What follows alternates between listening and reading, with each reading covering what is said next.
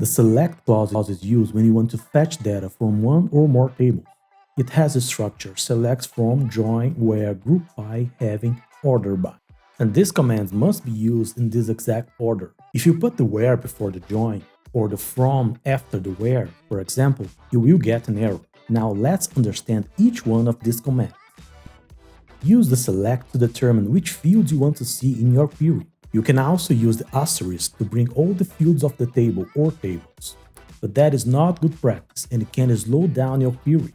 Now you can use the from command to determine which table you are accessing. You can write the name of the table right after the from command. Simple as that.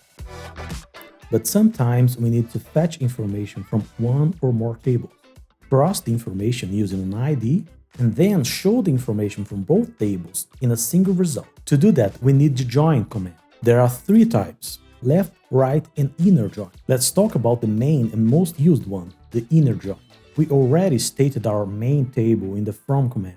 So in the inner command, we just need to specify our second table. And using the keyword on, we will tell which field or fields we are going to use to cross the information of both tables. You can even give each table a nickname, as I did. I'm calling our main table A and our secondary table B.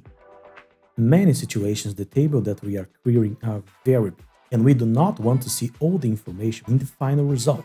In that case, we have the command where. The where command will be used to filter records. It supports many logical operators, and you can build very complex rules if you need.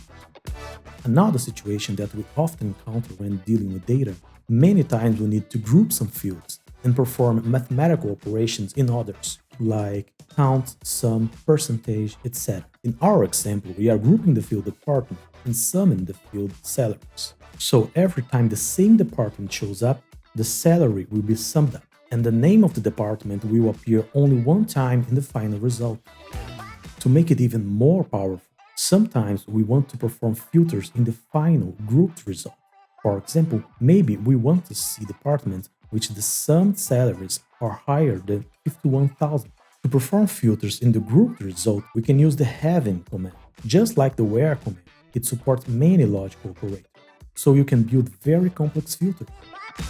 And our query wouldn't be complete if we couldn't order the final result. To do that, we only need the order by command. You can apply the keywords ask or desk to order by in ascending or descending order. You can also specify more than one field so that it performs a main order using a primary field, a secondary order with another field, and so on. And that's all for today. Till next time.